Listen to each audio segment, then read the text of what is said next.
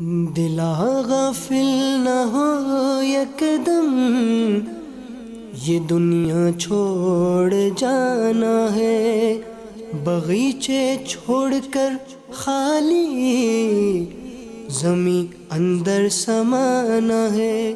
الحمدللہ رب العالمین والصلاة والسلام على سید الانبیاء والمرسلین، اما بعد فاعوذ باللہ من الشیطان الرجیم، بسم اللہ الرحمن الرحیم۔ الصلاة والسلام علیک یا رسول اللہ وعلی آلک وصحابک یا حبیب اللہ۔ الصلاة والسلام علیک یا نبی اللہ وعلی آلک وصحابک یا نور اللہ۔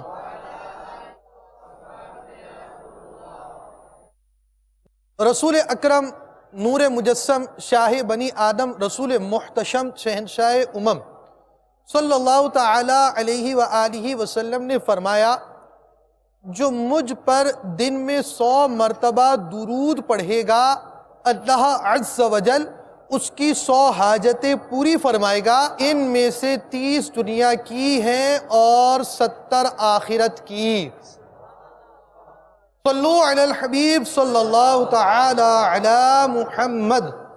میٹھے میٹھے اسلامی بھائیوں، مجلس تجہیز و تکفین کے عاشقان رسول، مدنی چینل کے ناظرین، اور اس وقت عالمی مدنی مرکز فیضان مدینہ میں موجود مختلف کورسز کے اسلامی بھائیوں، جن میں جامعات المدینہ کے سادسہ یعنی 6ٹھی کلاس کے مختلف جگہ پڑھنے والے طلبہ، اور اسی طرح دورہ جسے آخری درجہ کہا جاتا ہے درس نظامی کا، جس میں مخصوص علم دین کی کتابیں جس کورس میں پڑھائی جاتی ہیں وہ درس نظامی کورس، اس کورس کے آخری درجے کے طلبہ بھی ہیں،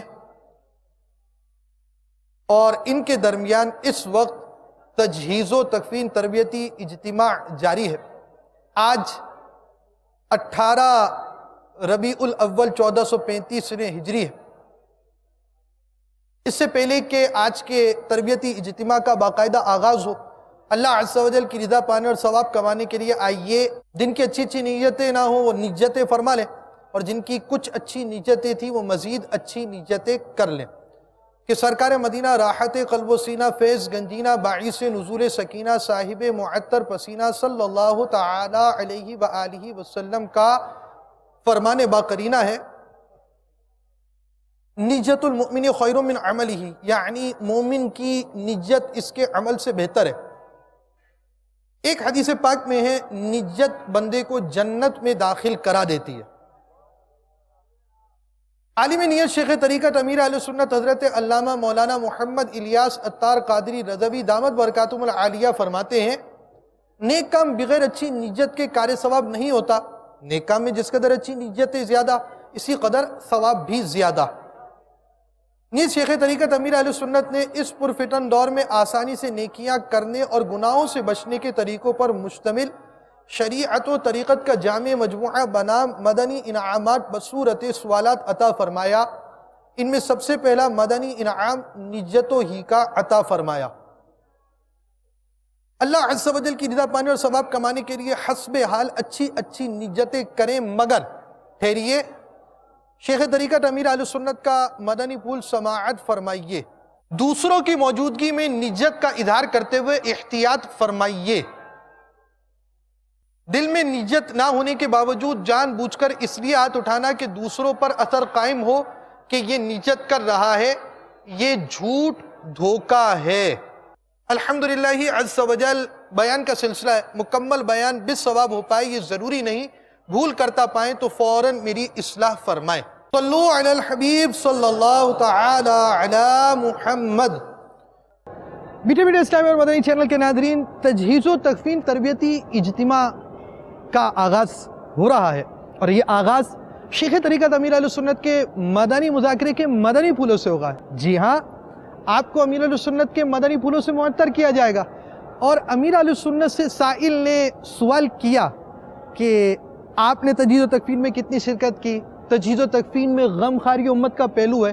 امیر اہل سنت نے علم و حکمت سے بھرے مدنی پھولوں سے نوازا۔ الحمدللہ مدنی مذاکروں میں جہاں شریعت و طریقت کی باتیں ہوتی، جہاں علم و حکمت کی باتیں ہوتی اور ساتھ ہی ساتھ احکام شریعت سکھائے جاتے، وہاں ان احکام شریعت پر عمل کرنے کا جذبہ بھی دیا جاتا ہے۔ تو اس مدنی کام، اس فرض کفایہ کام کو سیکھنے سے پہلے ہمیں اس کو کرنے کا جذبہ ملے اور ہم امیر اہل سنت کے مدنی پھولوں کی خوشبوؤں سے معطر ہو سکے۔ لہٰذا مجلس تجہیز و تکفین کے درمیان ہونے والے مدنی مذاکرے کو آپ کے درمیان پیش کیا جا رہا ہے، دیکھیے اور امیر اہل سنت کے مدنی پھولوں سے معطر ہو۔ صلو علی الحبیب صلی اللہ تعالی علی محمد۔ السلام علیکم ورحمۃ اللہ وبرکاتہ۔ وعلیکم السلام ورحمۃ اللہ وبرکاتہ۔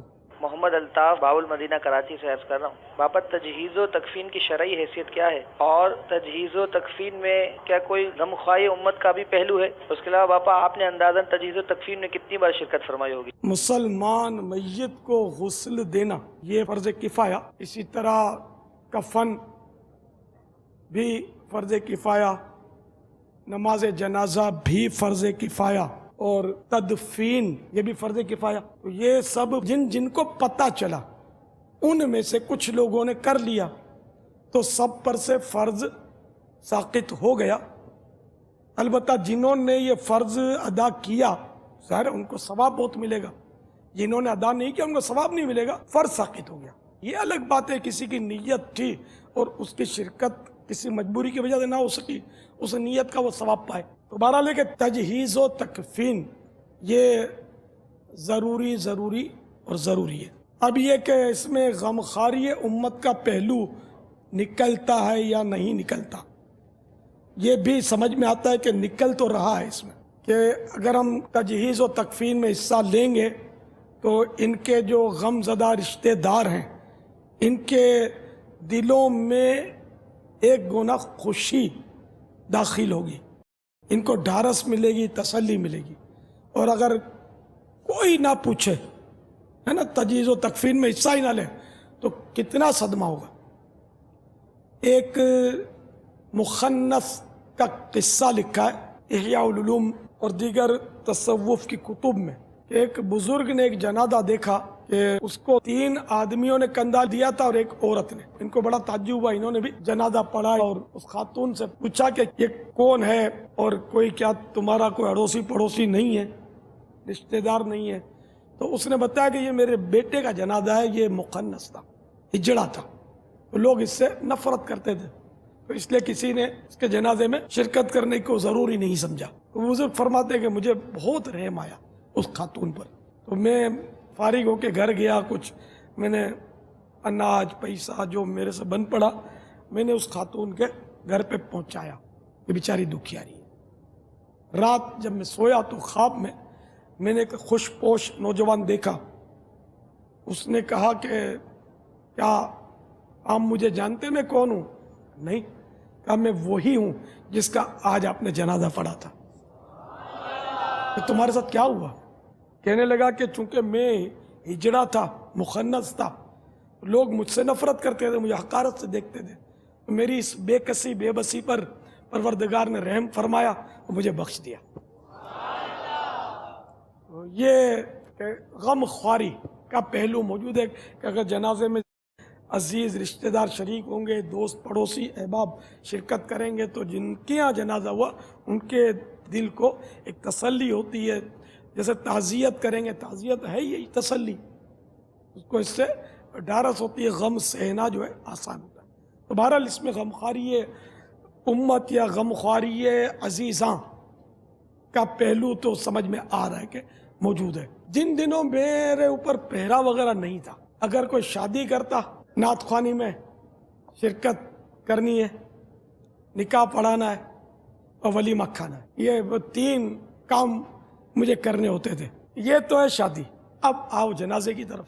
اب جنازہ ہو، میت ہو، اب اس میں بھی میں وانٹیڈ کہ غسل میں بھی حصہ لو، کفن میں بھی حصہ لو، تو جنازہ بھی پڑھو اور قبرستان بھی آؤ اور قبر میں بھی اتارو۔ بلکہ میں کبھی کبھی تو پہلے سے چلا جاتا تھا، جب پتہ چلا کہ فلاں کے والد فوت ہو گئے، کہ اس وقت لاش پڑی ہوتی ہے اور لوگ بہت ان کو سوچکا نہیں پڑتا، بہت کنفیوز ہوتے ہیں، اس وقت اگر کوئی ان پر تسلی کا ہاتھ رکھے نا تو یہ بڑا دیر پا اس کا اثر ہوتا ہے، بہت یاد رکھتا ہے آدمی، بہت سارے غم دھل جاتے ہیں، بہت سارے شکوے شکایت بھی دور ہو جاتے ہیں۔ میں نے بہت جنازے پڑھائے، بہت پڑھائے الحمدللہ، بہت قبرستان گیا، قبروں میں اتارے۔ شادی میں تو ابھی ایک ٹائم فکس ہوتا ہے، اب جنازے کا تو ٹائم ہی نہیں ہے، کوئی رات میں فوت کی، کوئی دن میں وفات، کسی کوئی تو 10 بجے دن کے جنازہ، کسی کا رات کے 10 بجے جنازہ۔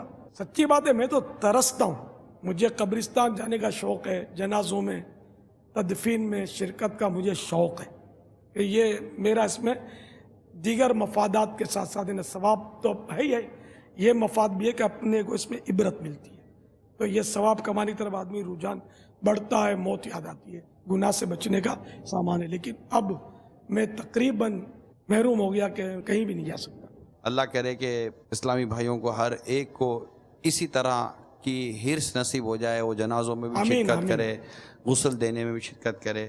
سستی کرتے ہیں اسلامی بھائی بعض، جس کی وجہ سے وہ ناراضیاں بھی ہوتی ہیں۔ آپ نے رسالہ جو لکھا ہے نماز جنازہ کا طریقہ، چند ایک روایتیں میں عرض کرتا ہوں تاکہ ہمارے اندر اس طرح کا جذبہ بھی پیدا ہو۔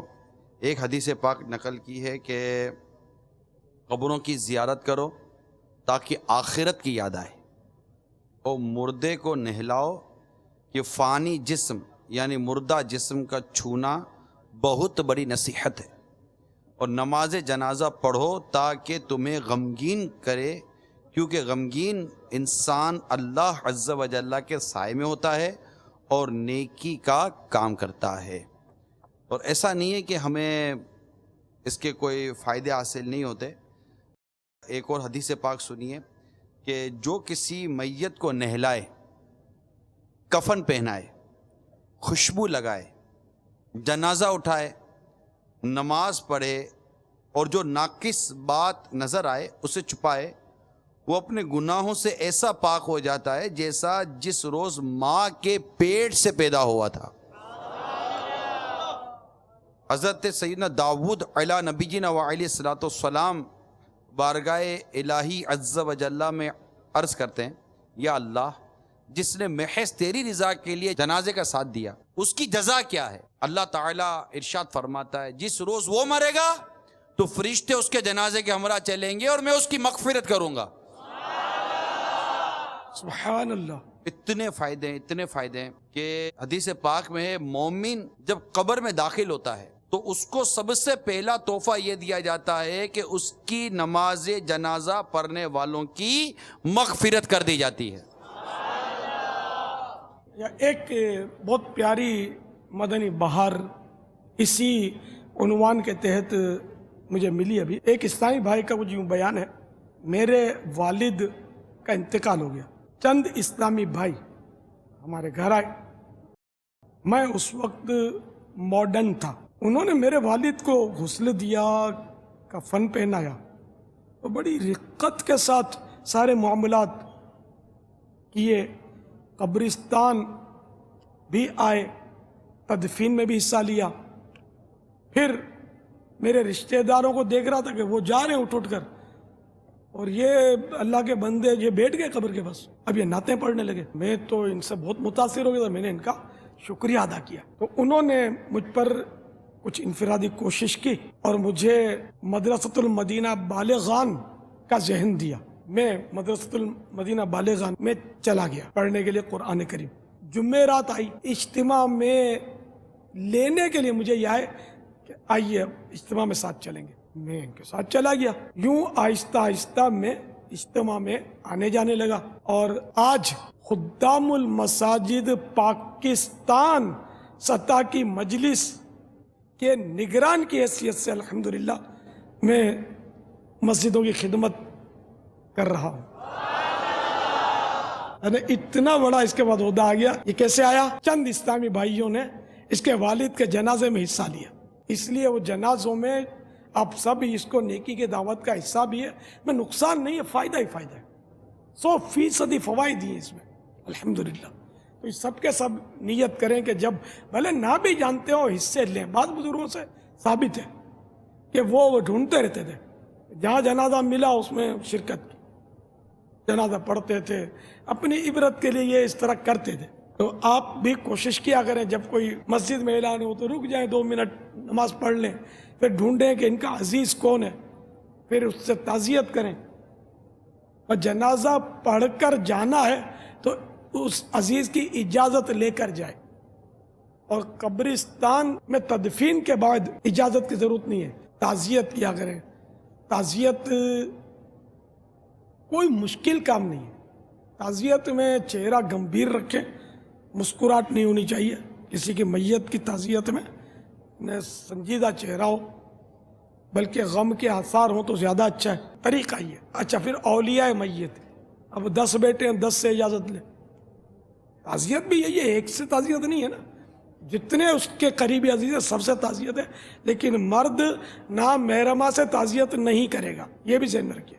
مجھے ایک بار لیٹر آیا تھا، بہت پرانی بات ہے، کہ میرے والد کا انتقال ہو گیا، سب کو پتہ تھا، اس کے باوجود ایک بھی دعوت اسلامی والا نہیں آیا۔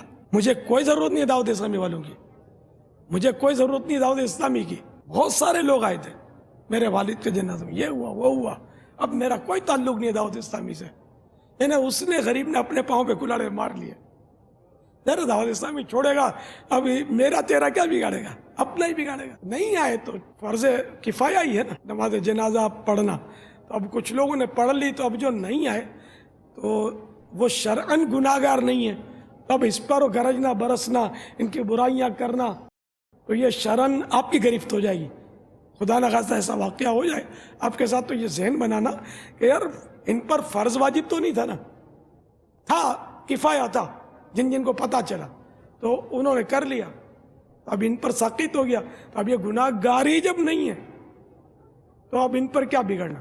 نہیں، نماز اگر کوئی چھوڑ دے تو اس پر کوئی غصہ نہیں آتا، میرے باپ کی نماز جنازہ کیوں نہیں آتی، یہ تو انا کا مسئلہ ہے، نفس کی وجہ سے 100%، کسی کے باپ کے جنازے میں کوئی نہیں جائے گا اس کی بلا سے، میرے باپ کے جنازے میں کیوں نہیں ہے، تو اپنے آپ کو اتنا بڑا سمجھتا ہے کوئی کہ سب تیرے باپ کے جنازے میں آئیں، تو یہ بیچارے نادان بات ہوتے ہیں، تو ان نادانوں کو بھی سنبھالنا ہے نا آپ کو، تو اس لیے جانا ہے تاکہ کوئی نادانی کی وجہ سے خودکشی نہ کر دے۔ یہ ایک طرح کی اپنے دین کے لیے، اپنی آخرت کے لیے اس نے ایک نقصان دہ قدم اٹھا لیا، دعوت اسلامی چھوڑ گیا، مدنی ماحول چھوڑ گیا، یا ڈھیلا پڑ گیا کام میں، اس نے اپنا نقصان کر لیا۔ کبھی اللہ نہ کرے ایسا ہو بھی تو اپنا نقصان نہ کیا کرے، اپنا 2 پیسے کا فائدہ کس میں، سمجھدار آدمی یہی دیکھتا ہے، اس میں فائدہ ہے کہ دعوت اسلامی سے ایسے چپک جاؤ گے، کوئی کھینچے بھی تو ٹکڑے ٹکڑے بھلے اتر جائیں، پورے نہیں اترنا۔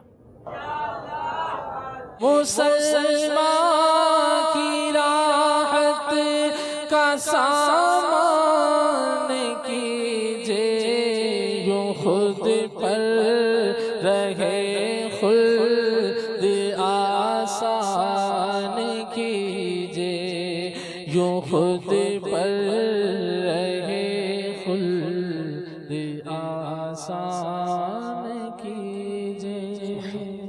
صلو علی الحبیب صلی اللہ تعالی علی محمد۔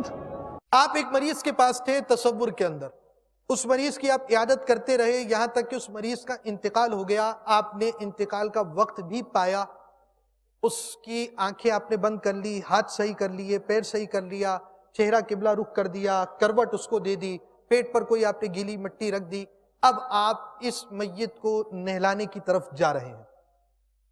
حضرت مولا کائنات سیدنا علی المرتضی شیر خدا کرم اللہ تعالی وجہہ الکریم سے روایت ہے کہ سلطان دو جہاں شہنشاہ کون و مکان رحمت عالم یا صلی اللہ تعالی علیہ وآلہ وسلم نے ارشاد فرمایا کہ جو کسی میت کو نہلائے، کفن پہنائے، خوشبو لگائے، جنازہ اٹھائے، نماز پڑھے اور جو ناقص بات نظر آئے اسے چھپائے، وہ اپنے گناہوں سے ایسا پاک ہو جاتا ہے جیسا جس دن ماں کے پیٹ سے پیدا ہوا تھا۔ میٹھے میٹھے اسلامی بھائیوں، مدنی چینل کے ناظرین اور عاشقان رسول، جذبے کے ساتھ، جوش کے ساتھ میت کو نہلانے کا طریقہ سیکھیے اور اپنے لیے ثواب آخرت کا سامان کیجئے۔ آئیے آپ کو شیخ طریقت امیر اہل سنت کے رسالہ مدنی وصیت نامہ صفحہ 12 تا 13 پر لکھے ہوئے غسل میت کا طریقہ بیان کرتا ہوں. اگر بتیاں یا لوبان جلا کر 3 یا 5 یا 7 بار غسل کے تختے میں دھونی دیں، یعنی اتنی بار تختے کے گرد پھیرائیں، تختے پر میت کو اس طرح لٹائیں جیسے قبر میں لٹاتے ہیں. ناف سے گھٹنوں سمیت کپڑے سے چھپا دیں. آج کل غسل کے دوران سفید کپڑا اڑا دیتے ہیں اور اس پر پانی بہاتے ہیں، جس سے میت کے ستر کی بے پردگی ہوتی ہے. لہذا کتھئی یا گہرے رنگ کا اتنا موٹا کپڑا کہ پانی پڑنے سے ستر نہ چمکے، کپڑے کی 2 تہیں یعنی ڈبل کر لیں تو زیادہ بہتر. اب نہلانے والا اپنے ہاتھ پر کپڑا لپیٹ کر پہلے دونوں طرف استنجا کروائے، یعنی پانی سے دھوئے، پھر نماز کا جیسا وضو کرائے، یعنی منہ پھر کونیوں سمیت دونوں ہاتھ 3 بار دھلائیں، پھر سر کا مسح کریں، پھر 3 بار دونوں پاؤں دھلائیں. میت کے وضو میں پہلے گٹوں تک ہاتھ دھونا، کلی کرنا اور ناک میں پانی ڈالنا نہیں ہے. البتہ کپڑے یا روئی کی پھریری بھگو کر دانتوں، مسوڑوں، ہونٹوں اور نتنوں پر پھیر دیے جائیں. انشاءاللہ عز و جل اس کا بھی عملی طریقہ بھی آپ کو دکھایا جائے گا. پھر سر یا داڑھی کے بال ہوں تو دھوئیں. اب بائیں یعنی الٹی لیفٹ کروٹ پر لٹا کر، اب جب الٹی کروٹ پر لٹائیں گے تو اوپر کون سی کروٹ آئی؟ سیدھی. رائٹ سائڈ اوپر آ گیا، الٹی نیچے آ گئی. لٹا کر بیری کے پتوں کو کا جوش دیا ہوا جو اب نیم گرم رہ گیا ہو اور نہ ہو تو خالص نیم گرم پانی سر سے پاؤں تک بہائیں کے تختے تک پہنچے. پھر سیدھی کروٹ لٹا کر اس طرح ترکیب بنائیں، پھر ٹیک لگا کر بٹھائیں اور نرمی کے ساتھ نیچے کو پیٹ کے نچلے حصے پر ہاتھ پھیریں اور جو کچھ نکلا ہو تو دھو ڈالیں. دوبارہ وضو اور غسل کی حاجت نہیں. پھر آخر میں سر سے پاؤں تک کافور کا پانی بہائیں. پھر کسی کپڑے سے بدن آہستہ سے پوچھ دیں. 1 مرتبہ سارے بدن پر پانی بہانا فرض اور 3 مرتبہ سنت ہے. غسل میت میں بے تحاشا پانی نہ بہائیں، آخرت میں 1 قطرے کا حساب ہے، یہ یاد رکھیں. صلو علی الحبیب صلی اللہ تعالی علی محمد. سنتوں بھرا غسل میت دینا انتہائی آسان کام ہے. دیکھیں تفصیل ہم آپ کو بیان کریں گے، مگر ابھی تفصیل سے پہلے آپ چند چیزیں تحریر کر لیں، نوٹ کر لیجئے. آپ کو ہم بعض مراحل جو ہیں وہ تحریر کرا دیتے ہیں. جب آپ کے ذہن میں ایک مرحلہ ہوگا پھر اس کا فائدہ یہ ہوگا کہ آپ بڑے آرام کے ساتھ ساری چیزیں دیکھیں گے. دیکھیں ابھی آپ کو جو سلسلہ دکھایا جائے گا اس میں بہت ساری تفصیلات ہیں، احتیاطیں بھی ہیں. تو اب آپ تفصیل اور احتیاطوں کے پیش نظر ایسا نہ ہو کہ غسل کے طریقے کے اصل مراحل کو بھول جائیں. تو لہٰذا ابتداءً غسل کے مراحل کو آپ تحریر کر لیں، مدنی چینل کے ناظرین بھی لکھ لیں تاکہ آپ کو یاد رکھیں. صرف 7 مراحل پیش نظر رکھنے. 7 مراحل ہو گئے، آپ کا غسل میت ہو جائے گا. پہلی چیز لکھیے، دونوں طرف استنجا کرانا. میت کو دونوں طرف استنجا کروانا. اس کا طریقہ آپ کو بیان کیا جائے گا، احتیاطیں بھی انشاءاللہ عز و جل آپ دیکھ سکیں گے. نمبر 2، وضو کرانا، یعنی فرائض کے جو اعضاء ہیں، چہرہ دھونا، دونوں ہاتھ کونیوں سمیت دھونا، چوتھائی سر کا مسح کرنا، پیروں کا دھونا، اعضاء یعنی آپ کے وہی ہوں گے جو فرائض وضو کے ہیں، مگر مقدار سنتوں کے مطابق ہوگی. یعنی چہرہ دھونا تو 3 بار چہرہ دھویا جائے گا، کونیوں سمیت دونوں ہاتھوں کا دھونا تو یہ بھی 3 بار ہوگا. چوتھائی سر کا نہیں بلکہ پورے سر کا مسح کریں گے، اور دونوں پیر ٹخنوں سمیت 3 مرتبہ دھوئے جائیں گے. اب یہ آپ کا دوسرا کام ہو گیا. پہلا کام دونوں طرف استنجا کروایا، دوسرا کام آپ نے وضو کیا. تیسرا کام سر یا داڑھی کے بال دھونا. تو داڑھی والے کتنے خوش نصیب عاشقان رسول ہیں کہ دھلی ہوئی داڑھی لے کر سرکار کی بارگاہ میں حاضر ہوں گے. سرکار کا جب زیارت کرائی جاتی ہے تو داڑھی بھی ہماری دھلی ہوئی ہوگی انشاءاللہ عز و جل. تو سر اور داڑھی کے بالوں کو دھونا تیسرا کام. چوتھا کام، میت کو آپ الٹی کروٹ دیں گے تو کون سی کروٹ اوپر ہو گئی؟ سیدھی کروٹ اوپر ہو گئی. تو سیدھی کروٹ میں اب آپ نے جہاں تک دھویا ہوا تھا یہ گردن سے آپ نے دھونا شروع کیا یہاں سے لے کر آخر تک آپ دھوتے چلے جائیں گے. تو یہ چوتھا کام ہو گیا. پانچواں کام یہ ہوگا کہ اب آپ سیدھی کروٹ دیں گے. جب سیدھی کروٹ دیں گے تو میت کی الٹی کروٹ اوپر ہو جائے گی. تو یہ یہاں سے دھو کر آپ آخر تک جسم کو دھو لیں گے. کتنے کام ہو گئے؟ 5 کام. چھٹا کام میت کو دوبارہ استنجا کروانا. پھر 7واں کام آپ کا کافور کا پانی سارے بدن پر گرانا. کون سے 7 کام ہیں؟ 7 کام. پہلا کام دونوں طرف استنجا کروانا. دوسرا کام وضو کروانا. تیسرا کام داڑھی یا سر کے بال کو دھونا. چوتھا کام سیدھی کروٹ آخر تک دھونا. 5واں کام الٹی کروٹ آخر تک دھونا. چھٹا کام استنجا کروانا. 7واں کام کافور کا پانی ڈالنا. صرف 7 کام کیا آپ نے، آپ کا سنت و برا غسل میت ہو چکا. جی ہاں، اس کی کچھ تفصیلات بھی ہیں، کچھ احتیاطیں بھی کرنی ہیں، اور کس انداز سے کرنا ہے آئیے آپ کو عملی طریقہ دکھاتے ہیں. صلو علی الحبیب صلی اللہ تعالی علی محمد. جگہ جی لگانے کی دنیا نہیں ہے، یہ عبرت کی جا ہے، تماشا نہیں ہے. اس میں سب سے پہلے توجہ یہ رہے کہ پہلے تو عرض کیا گیا تھا جیسے ہی کسی شخص کی روح بدن سے جدا ہو تو سب سے پہلے یہ ہونا چاہیے کہ اس کے اعضاء سیدھے کر دیے جائیں. باہر دنیا ہے فانی، نظر نہ کر اس پر. باہر دنیا ہے فانی، نظر نہ کر اس پر. ہے کوئی دم کی یہ ساری باہر آنکھوں میں، ہے کوئی دم کی یہ ساری باہر آنکھوں میں. اب سب سے پہلے وہ پٹیاں باندھی گئی تھیں جو فوتگی کے فوراً بعد باندھی گئیں. اب سب سے پہلے یہ پٹی کھولی جائے گی، کھولنے اگر کھولنا ممکن ہو، ورنہ کاٹ دی جائے. اب جیسے یہ پٹی اتاری گئی، یہ اس کی گرہ اس طرح رکھی گئی ہے کہ اس کو آسانی سے کھولا جا سکے. جیسے فیتے کی یا تسمہ ہوتا ہے جوتے کا، اس کی گرہ ہے، یہ کھول دیا گیا.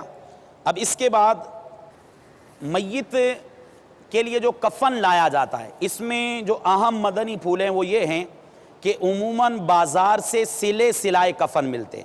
تو یہ ہم میں سے ہر ایک اسلامی بھائی کو پتہ ہے کہ عام طور پر یہ جو لوگ تجارت پیشہ ہیں یہ عام طور پر اس طرح کے کام کرتے ہیں. تو اس میں ہوتا کیا ہے کہ سنت کے مطابق میت کے قد کے مطابق کفن ہو یہ بہت مشکل ہے، تو اس میں کمی بیشی ہوتی ہے. حتیٰ کہ یہاں تک بھی دیکھا گیا ہے کہ کفنی ایک مخصوص شے ہے، وہ انشاءاللہ ہم اس کے بارے میں بھی سیکھیں گے. کفنی جو ہے وہ آگے سے تو گھٹنوں تک ہوگی اور پیچھے سے بسا اوقات یہ کمر تک ہوتی ہے. یہ حالت ہے، مطلب وہ اسی حالت میں کفن دیا بھی جاتا ہے. تو مسنون جو کفن ہے اس کے حصول کے لیے بہترین طریقہ یہ ہے کہ تھان بازار سے لے لیا جائے، اور جیسے طریقہ عرض کیا جائے گا اس کے مطابق بآسانی آپ کفن تیار کر سکتے ہیں. تو سب سے پہلے جیسے میت موجود ہے، میت کے جسم سے وہ کپڑے وغیرہ الگ کیے جائیں گے. اس کے بعد میت کے بدن پر چادر ڈالی جائے گی. یہ سفید ٹکڑا تھا، لیکن جیسے ہم نے سنا ترغیب کے اندر کہ امیر اہل سنت نے ارشاد فرمایا کہ بہتر یہ ہے کہ کتھئی چادر یا ڈارک کلر کی چادر، اور وہ بھی ڈبل کر کے ڈالیں تاکہ جب پانی ڈالا جائے گا تو اس کے ستر کے اعضاء نہ چمکے، میت کے ستر کے اعضاء کی حفاظت کرنا، یہ جو غسل دینے والے ان پر لازم ہے۔ اب سب سے پہلے یہ اوپر کپڑا رکھ دیا گیا، اس کے بعد کپڑے اتارے جاتے ہیں میت کے، اس میں یہ رہے ازار، تو جیسے یہ شلوار ہے، پاجامہ ہے، یہ تو بآسانی ہاتھ اندر داخل کر کے اس کو کھولا جا سکتا ہے اور آرام سے یہ نکل سکتا ہے۔ میت کو تکلیف کم سے کم ہو، اس صورت میں اس کا لباس اتارا جائے۔ تو اگر تو میت کے لباس اگر سیدھا اترنا ممکن ہو، اب مال ضائع نہ ہو، اس بات کو ملحوظ رکھنا ہے، اگر لباس ویسے اتر سکتا اور اس میں کم تکلیف ہو، کم اذیت ہو، تو لباس صحیح اتار لیا جائے، وگرنہ اب بعض صورتیں جیسے ہمارے یہ آستین وغیرہ سلتے ہیں تو اس کے اندر یہ سلائی ہوتی ہے، اگر یہ شرعی احتیاطیں اگر آپ کر لیں تو زیادہ اس میں فائدہ ہے۔ تو اس میں جو آپ کی یہ سلائیاں ہیں، یہ اگر کوشش کریں گے تو یہ بآسانی ایک طرف کی سلائی اگر ادھیڑ دیں گے تو یہ کرتا آرام سے اتر جائے گا۔ اگر لباس نہیں اترتا تو اب کاٹ کے میت کی آسانی کے لیے میت کا لباس اتارا جائے گا۔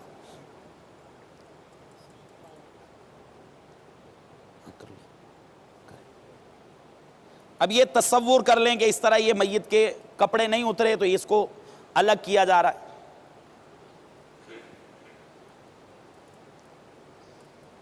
صلو علی الحبیب صلی اللہ تعالی علی محمد۔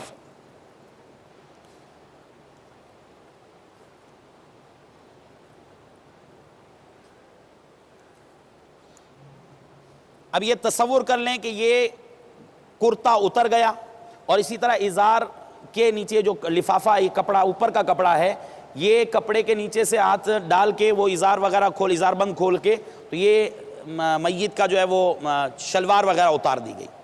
اس کے بعد جو کفن کے لیے کپڑا لایا جاتا ہے، اس کپڑے کے کاٹنے کا مخصوص انداز ہے، یہ ایک لفافہ ہے، یہ وہی بالکل سیدھا کپڑا ہے، اس کو جب ہم نے کاٹا تو اس کا انداز ملاحظہ فرما لیجئے، یہ کونے پہ آپ اس انداز پہ ہاتھ اپنا رکھ کے جتنا آپ کے ہاتھ کا سائز ہے اتنا آپ نے، یہ پورے کا پورا یہ چوڑائی میں کپڑا ہے، اب اتنا ایک جتنا آپ کا ہاتھ کا سائز ہے اتنا آپ ہاتھ کا سائز رکھ کے اس کو یہاں سے کاٹیں گے کپڑے کو، یہ بالکل ایسے ہی کٹا ہے، اس کو یہاں سے کاٹ کے اس کو ڈبل کر لیا، اب یہ اس طریقے سے سائیڈوں سے اس کے سلائی ہو گئی تو یہ لفافہ بن گیا۔ یہ لفافہ وہ ہے جو غسل دیتے ہوئے ستر پر ہاتھ نہ لگے، اس کے لیے تیار کیا گیا، یہ اتنا ہو کہ کم از کم آپ کی کلائی تک آ جائے، پھر اوپر سے اس کو یہ کسی دھجی وغیرہ سے باندھ دیا جائے۔ اب سب سے پہلے میت کو استنجا کروایا جائے گا، اس میں طریقہ کار یہی ہے کہ غسل دینے والا بائیں ہاتھ پر یہ لفافہ چڑھا لے گا اور اس کے بعد میت کی ٹانگوں کی ہیئت ایسی کی جائے گی کہ جیسے کپڑا ہے تو کپڑے کے اندر سے ستر کے مقام تک ہاتھ پہنچ سکے، اس طریقے سے کپڑے کے اندر سے ہاتھ ڈال کر، بعض اوقات ٹانگ کو تھوڑا سا اٹھانا بھی پڑتا ہے تاکہ جو پیچھے کا مقام ہے تھوڑا سا وہ ستر تھوڑا سا اس پوزیشن میں آ جائے کہ وہاں تک ہاتھ پہنچے، اور اس کو باقاعدہ اوپر سے پانی ڈالنے والا ایک اسلامی بھائی جو معاون ہے وہ پانی ڈالتا رہے گا، اور اس طرح پانی اندر جائے گا تو یہ اس طریقے سے میت کو یہ استنجا کروایا جائے گا۔ عموماً ہمارے ہاں اسلامی بھائیوں کو عام طور پہ جب وضو کرتے ہیں، غسل کرتے ہیں تو پاکی ناپاکی کے معاملات کا خیال نہیں رکھتے، یہ یاد رکھیے، پاکی ناپاکی کے مسائل کا سیکھنا ہم پر فرض ہے، اور ہر وہ احتیاط کہ جس کی وجہ سے، مثال کے طور پر اگر بے احتیاطی کے باعث جسم ناپاک ہو رہا تھا، بے احتیاطی کے باعث کپڑے ناپاک ہو رہے تھے، بے احتیاطی کے باعث کوئی پاک چیز ناپاک ہو رہی تھی، تو اب ہمیں اس کی اہمیت اور قدر کے مطابق احتیاطی تدابیر اختیار کرنا بعض اوقات فرض ہوتا ہے اور بعض اوقات واجب ہوتا ہے۔ اب جو اسلامی بھائی غسل دے رہے ہیں تو جو معاون ہے اس اسلامی بھائی کو آپ مخصوص کر دیں کہ یہ ایک ہاتھ سے مطلب وہ مگ سے پانی وغیرہ جب ڈالے تو وہ پانی ڈالنے کے بعد وہ نہ مگ کو نیچے رکھے نہ اس کو کہیں اور ایسی جگہ لگنے دے کہ جس کی وجہ سے کوئی ناپاکی کے قطرات وغیرہ اس بالٹی کے اندر جائیں۔ پہلی احتیاط یہ۔ دوسری احتیاط یہ ہے کہ جب پانی عام طور پہ گرم کیا جاتا ہے، وہ بیری کے پتوں والا پانی، جب یہ نارمل کنڈیشن میں آتا ہے تو اب اس کیا کیا جاتا ہے، اگر وضو نہیں ہے، ہاتھ دھلے ہوئے نہیں ہیں تو پانی چیک نہیں کر سکتے، پانی مستعمل ہو جائے گا۔ تو اس لیے جو اسلامی بھائی غسل میں معاونت کر رہا ہے اس کو سب سے پہلے باوضو ہونے کے لیے آپ کہیں وضو کا مشورہ دیں، وضو کر لیا تو اب اس کے بعد ان کو کہیں کہ آپ کا کام فقط یہ مگ ہاتھ میں رکھنا اور بالٹی کے پاس رہنا ہے. آپ مگ سے لوٹے کے اندر پانی ڈالتے رہیں گے اور لوٹا اتنا بالٹی سے دور رکھا جائے. بعض اوقات جسم سے نجاست خارج ہوتی ہے اور کسی ضرورت کی بنا پہ بسا اوقات احتیاط اس میں بھی کریں کہ جس لوٹے سے آپ غسل دے رہے ہیں اس کو بھی نیچے نہ رکھیں. یہ اسلام بھائی پانی دے رہے ہیں. پہلے سب سے پہلے استنجا ہوا. اب جیسے انہوں نے اپنے دوسرا معاون ہے وہ ایک اسلام بھائی غسل دے رہا ہے, ایک اسلام بھائی پانی مطلب لوٹے کے اندر ڈال رہا ہے, اور ایک اسلام بھائی معاونت کرتے ہوئے پانی ساتھ ساتھ بہائے گا. اب سب سے پہلے استنجا ہو گیا. استنجا کے بعد یہ جو دھجی ہے بعض اوقات امکان یہ ہے کہ یہ نجس ہو جائے گی. اگر نجس ہو گئی کوئی ایسی صورت ہے تو اب یہ ساتھ میں ایک ایسا ڈسٹ بن وغیرہ یا ایسا شاپر آپ رکھیں جس کے اندر یہ دھجیاں آپ ڈالتے جائیں. اب یہ استعمال اس کا ہو گیا, یہ ڈال دیا اندر. اب اس کے بعد اپنے ہاتھ اچھے طریقے سے نیچے کر کے دھو لیں. ہاتھ دھونے کے بعد اب نماز کی طرح وضو کروایا جائے گا. تو وضو کے اندر کیا ہے, سب سے پہلے وضو کے 4 فرض ہم نے سیکھے ہیں, وہی 4 فرض پورے کیے جائیں گے. تو سب سے پہلے اب یہ ان کا چہرہ ہے. چہرے پر ایک اسنان میں پانی ڈالیں گے اچھی طرح اور نرمی سے محبت اور شفقت کے ساتھ یہ ملتے ہوئے گویا پورا ان کا چہرہ دھو رہے ہیں اس طریقے سے کہ پیشانی کے بال جہاں عادتاً جمتے ہیں وہاں سے لے کر ٹھوڑی کے نیچے تک ایک کان کی لو سے دوسرے کان کی لو کے درمیان اس پورے حصے پر اچھی طرح آپ نے پانی بہانا ہے. یہ پانی بہ گیا. اس کے بعد یہ پہلا فرض ادا ہو گیا. اس کے بعد اب دوسرے فرض ہے دونوں بازو کوہنیوں سمیت دھونا. پہلے دایاں بازو دھلے گا, وہی دایاں بازو جس طرف چہرہ ہے میت کا. اب یہ دایاں بازو جس طرح وضو میں دھوتے ہیں بعینی وہی طریقہ ہوگا. آپ انگلیوں کے پوروں سے دھونا شروع کریں گے. یہ نرمی سے پانی ڈال رہے ہیں اور نرمی کے ساتھ یہ انگلیوں کا خلال وغیرہ کرتے ہوئے اچھے طریقے سے کوہنیوں سے اوپر یہ آدھی جو آپ کا یہ کوہنیوں کے اوپر کا حصہ آدھا بازو یہاں تک دھو لیں. اس کو 3 مرتبہ اس کو دھو لیا جائے. پھر یہ دوسرا بایاں بازو اس کو بھی اسی طرح دھوئیں گے. پھر اچھی طرح پانی بہا لیں کہ کوئی حصہ خشک نہ رہے. یہ دوسرا فرض ادا ہو گیا. اس کے بعد تیسرا فرض ہے چوتھائی سر کا مسح کرنا. سر کا مسح ہو گیا. پھر اس کے بعد چوتھا فرض ہے دونوں پاؤں ٹخنوں سمیت دھونا. اب یہ دونوں پاؤں اچھے طریقے سے پانی ڈالتے ہوئے جو سنت طریقہ ہے اس کے مطابق دونوں پاؤں یہ دھو لیے جائیں گے. یہاں تک یہ دونوں پاؤں یہ ٹخنوں سمیت دھل گئے. آدھی پنڈلی تک دھو لیں تو یہ زیادہ بہتر ہے. امید ہے یہاں تک تو سب کو سمجھ میں آ گیا ہوگا. سب سے پہلے کیا کرنا ہے, جو احتیاطیں عرض کی گئی وہ احتیاطیں ملحوظ رکھنی ہے. میت کو استنجا کروانا ہے. پھر اس کے بعد نماز کی طرح وضو کروائیں گے. اس میں سب سے پہلے چہرہ, دونوں بازو, سر اور پھر یہ جو پاؤں, یہ 4 چیزیں ہیں. 3 چیزوں کا دھونا اور 1 چیز کا مسح کرنا یہ فرض ہے. اس میں چونکہ کلی نہیں ہے, ناک میں پانی ڈالنا نہیں ہے, اسی طرح یہ پونچے وغیرہ دھونا نہیں ہے. اس میں کیا کریں گے کہ اگر روئی وغیرہ یا گیلا کپڑا ہے یہ روئی گیلی کر کے جیسے یہ پانی روئی پہ لگا کے اچھی طرح یہ ان کے ہونٹوں کے وہ حصے جو ملے ہوئے اور اندر دانت وغیرہ یا مسوڑے اس کو اچھی طرح کر لیا جائے. پھر اس کے بعد دوسری روئی لے کر اس کو بھگو کر جو ناک کے نتنے ہیں یہ نتنوں کے اندر کا مقام یہاں پر بھی اس کا اچھی طریقے سے اس کو بھگو لیا جائے گا. یہ وضو ہو چکا. اب اس کے بعد جیسے عام طور پہ صابن استعمال کیا جاتا ہے تو جو ہمارا وہ جو پتے تھے بیری کے پتے ان کا جوش دیا ہوا قابل برداشت پانی جب یہ ہو تو صابن کی حاجت نہیں ہے. صابن اگر استعمال کرنا چاہیں تو جب بھی اس میں کوئی حرج نہیں ہے. تو اب صابن استعمال کرتے ہوئے سر پہ اچھی طرح پانی ڈال کے آپ اس سر کو بھی اچھی طرح دھو لیں. صابن وغیرہ استعمال کرنا تو صابن استعمال کر لیں. داڑھی کے بال اچھی طرح دھو لیں. یہ 2 چیزیں دھونے کے بعد اب بائیں کروٹ پر میت کو لٹائیں گے کہ دایاں کندھا اوپر آ جائے گا.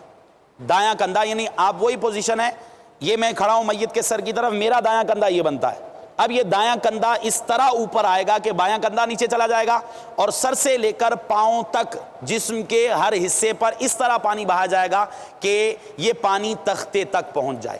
اب یہ اس میں احتیاط ضروری ہے کہ آپ کا یہ کپڑا اتنا سائیڈوں سے بڑا ہونا چاہیے کہ جب آپ کروٹ دلائیں تو یہ پیچھے کا حصہ, جب ظاہر سی بات ہے کروٹ دلائیں گے تو پیچھے کا حصہ اگر کپڑا چھوٹا ہوگا تو وہ بے پردگی کا اندیشہ ہے. تو کپڑا موٹا ہو, گہرے رنگ کا ہو, ڈبل ہو, یہ زیادہ بہتر، اور اتنا بڑا ہو کہ جب آپ کروٹ دلائیں تو جب بھی وہ تختے سے کپڑا اوپر نہ اٹھے۔ اس میں بائیں طرف ہمارے اسلام میں کروٹ دلائیں گے، یہ ان کی بائیں سائیڈ ہے، بائیں سائیڈ کی طرف ان کا بدن ٹچ کریں گے، یہ اس طریقے سے اتنا کہ بس پانی پہنچ جائے، یہ پورا سیدھا کرنا ضروری نہیں ہے۔ اب اس کے بعد یہ اسلام بھائی جو غسل دے رہے ہیں اچھے طریقے سے کندھے سے پانی بہائیں گے، سر دھل چکا ہے ان کا پہلے، بقیہ اگر پیچھے کا حصہ کوئی گدی وغیرہ باقی ہے تو وہ دھو لیا جائے، اور اس طرح پانی آگے سے اور پیچھے سے ڈالیں گے کہ تختے تک پہنچ جائے۔ جب تختے تک پہنچے گا تو سارے جسم تک بدرجہ اولا پہنچ جائے گا۔ اب یہ اس کے بعد یہ ان کے بازو، یہاں بازو کو اچھی طریقے سے اس طریقے سے دھوئیں گے کہ یہ بغل اور آگے پیچھے کا حصہ، اس میں اب جیسے صابن استعمال کیا جاتا ہے تو یہاں اب دوبارہ آپ کو اس لفافے کی ضرورت پڑ سکتی ہے، تو یہ دوبارہ لفافہ رکھتے ہوئے اگر اندر صابن وغیرہ لگانا چاہیں یا پانی اندر پہنچانا چاہیں تو رانوں کے جو ملا ہوا مقام ہے یہاں پانی پہنچنا مشکل ہے، تو تھوڑا سا رانیں کھولنی بھی پڑیں گی اور رانوں کے اندر ہاتھ ڈال کے اچھے طریقے سے آگے پیچھے سے بلا حائل میت کے جسم کو نہیں چھو سکتے، جو ستر کا مقام ہے بلا حائل ستر کے مقام کو نہیں چھو سکتے، کپڑا ہے تو یہ بیچ میں حائل ہے، اس صورت میں اس کو چھونا درست ہے۔ اب اس طریقے سے یہ پورے کا پورا پانی اس طریقے سے بہائیں گے کہ جسم کا ایک ایک حصہ بالکل بھیگ جائے، یہ پورے کا پورا بائیں کروٹ پہ لٹا کر دائیں کروٹ پہ پانی اس طرح ڈالا گیا کہ ہر حصے تک پانی پہنچ گیا۔ اب وہ دائیں طرف نیچے آ جائے گی اور بائیں کروٹ اوپر آ جائے گی۔